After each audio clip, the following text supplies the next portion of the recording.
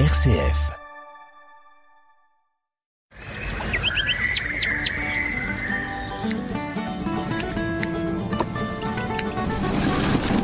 Vous écoutez l'agriculture en question, l'émission qui vous plonge au cœur de l'agronomie.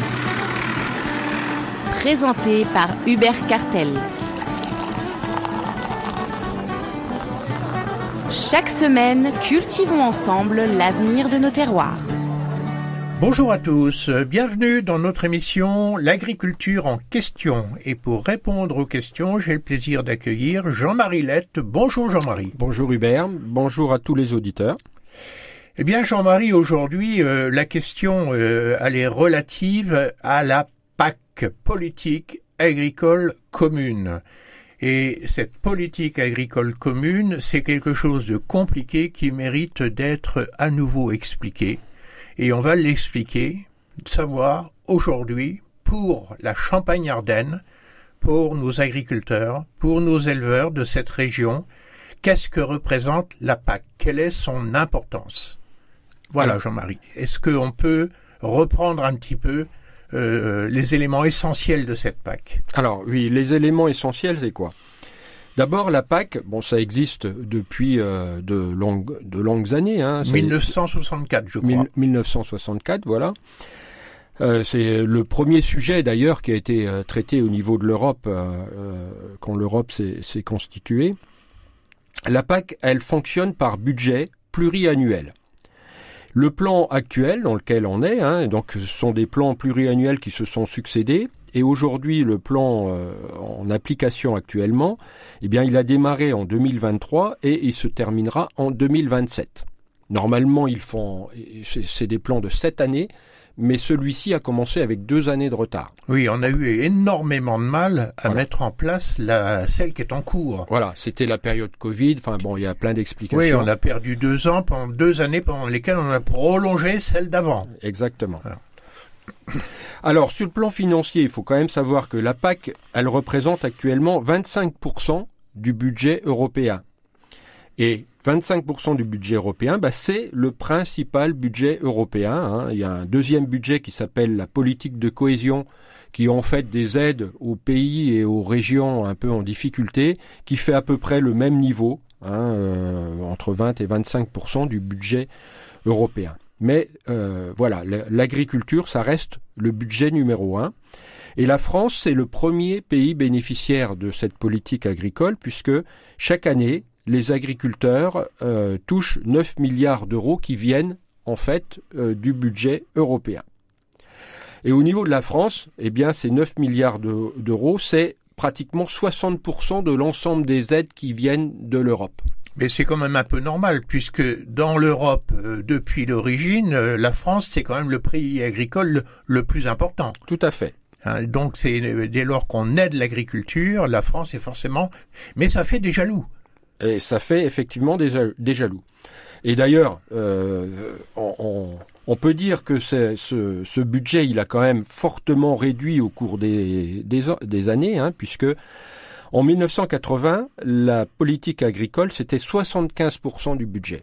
Donc on est passé de 75% à 25% au fil, en fait, des plans pluriannuels où l'agriculture a été de moins en moins aidée. Mais ça s'explique aussi par le fait que l'Europe a pris de nouvelles compétences. Oui, elle a pris de nouvelles compétences. Au-delà de l'agriculture. Elle s'est agrandie, tout ça fait que, voilà. Alors, dans la PAC, aujourd'hui, il y a 2 piliers. Ces 2 piliers, ils sont co-gérés par l'État et par les régions. Le premier 2 piliers, ça veut dire 2 budgets, en fait. Oui, c'est ça. Deux budgets distincts. 2 raisons particulières d'accorder des aides. Voilà. Le premier pilier, en fait, il correspond à ce qu'on appelle les soutiens directs aux revenus des agriculteurs. C'est la grosse partie, puisque sur les 9 milliards des agriculteurs, il y en a 7 qui sont attribués selon ce premier pilier.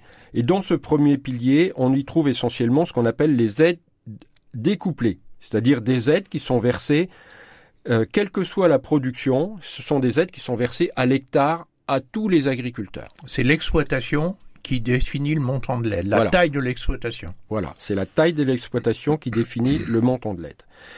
Dans ce premier pilier, il y a également ce qu'on appelle des aides couplées. Il en reste quelques-unes. Historiquement, c'était principalement ça, mais aujourd'hui, il n'y en a plus beaucoup. Il en reste quelques-unes sur des aides bovines, notamment sur des protéagineux, sur des productions que chaque État veut booster parce que... C'est le fameux plan protéines. Donc là, ces aides-là sont proportionnelles à la culture. Exactement. À la quantité, nombre d'hectares de culture. Voilà. Et puis on a d'autres aides qui sont plus marginales, comme les aides aux jeunes agriculteurs ou le paiement redistributif, qui est un paiement qu'on donne, qui favorise en fait les petites exploitations. Donc ça, c'est le premier pilier. Voilà. Deuxième pilier. Le deuxième pilier, lui, c'est ce qu'on appelle le développement rural. Donc c'est 2 milliards d'euros sur les 9 milliards actuels. C'est un pilier qui a progressé avec le temps, et dans ce deuxième pilier de développement rural, il y a l'aide, ce qu'on appelle l'aide ICHN, c'est l'aide aux territoires en difficulté et aux zones montagneuses, qui ont une aide supplémentaire, elle aussi, à l'hectare. Il y a toutes les aides à la conversion bio, oui. C'est-à-dire que l'agriculteur qui veut passer au bio, il y a une période de conversion pendant laquelle il est aidé. Eh bien, ce sont des aides qui viennent de Bruxelles.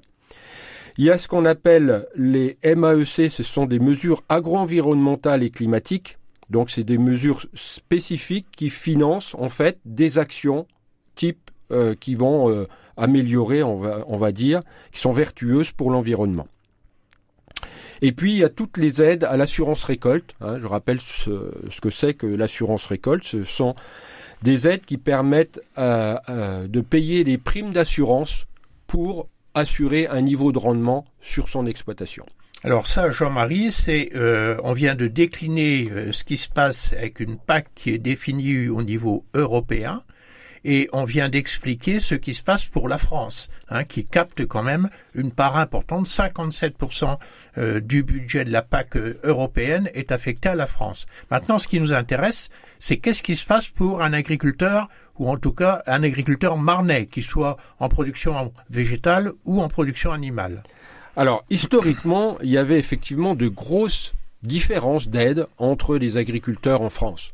En gros, les agriculteurs des régions productives, bassin parisien, Champagne-Ardenne, Nord Picardie, eh bien, des zones où on avait des bons rendements, il y avait des niveaux d'aide élevés. Par rapport aux autres régions. Par rapport à d'autres régions. Et les agriculteurs de ces autres régions ne le reprochaient beaucoup au gouvernement français. Voilà. Donc, au fil des réformes, et notamment sur la dernière réforme, eh bien, il y a eu un basculement, en fait. En gros, on a diminué très fortement les aides des agriculteurs des grandes régions agricoles, grandes cultures, pour la verser aux zones un peu plus en difficulté, ainsi qu'aux éleveurs. Donc, finalement, on a homogénéisé quelque part le niveau d'aide pour l'ensemble des agriculteurs. Et aujourd'hui, il y a très peu de différence entre un agriculteur de Champagne, entre un agriculteur situé dans la Brie ou un agriculteur situé dans le sud de la France. Et il y a très peu de différence parce que tout simplement les aides sont pas à la production, elles sont à l'exploitation.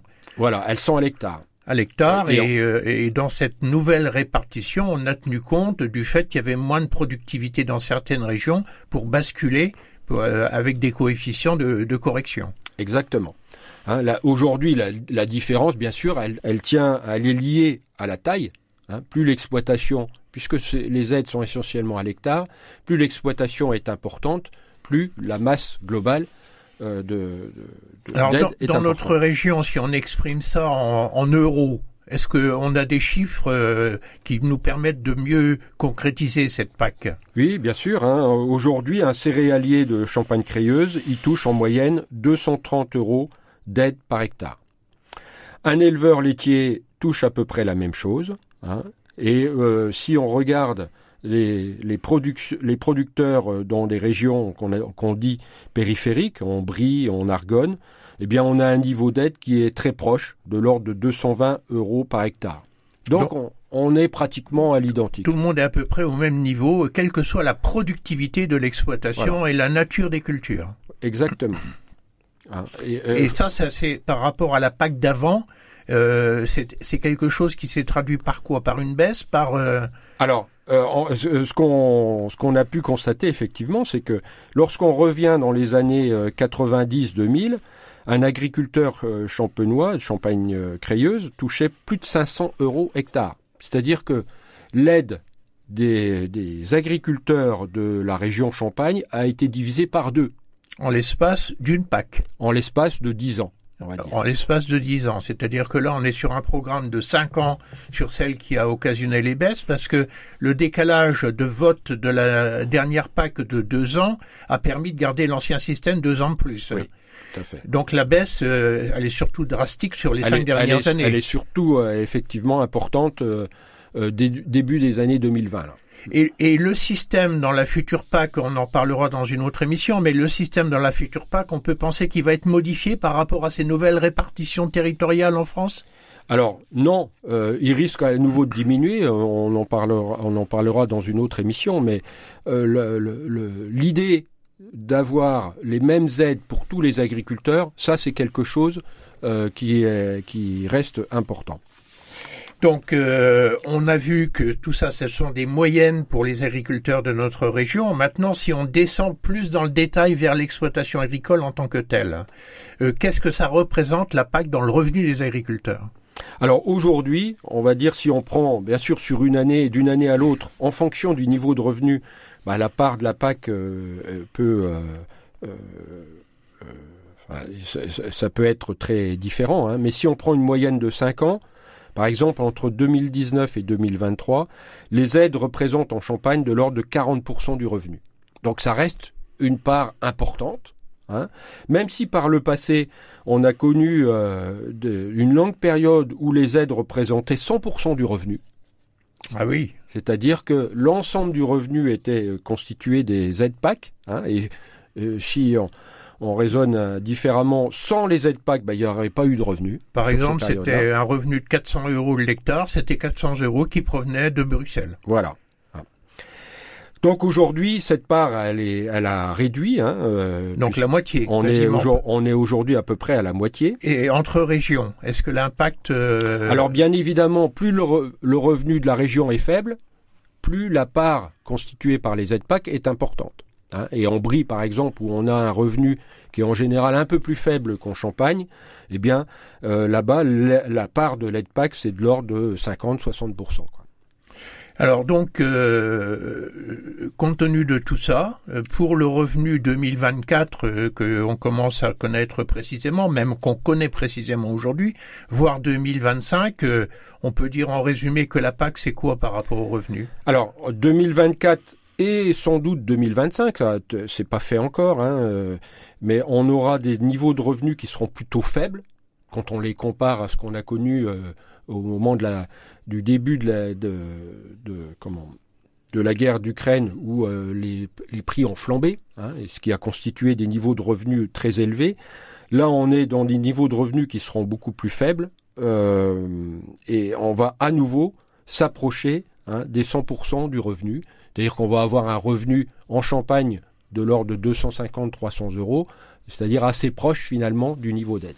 Donc on peut dire que globalement, les agriculteurs de notre région sont PAC dépendants et que la future PAC mérite qu'on s'y arrête et on le fera dans une prochaine émission. Merci beaucoup Jean-Marie, à très bientôt sur RCF. Au revoir.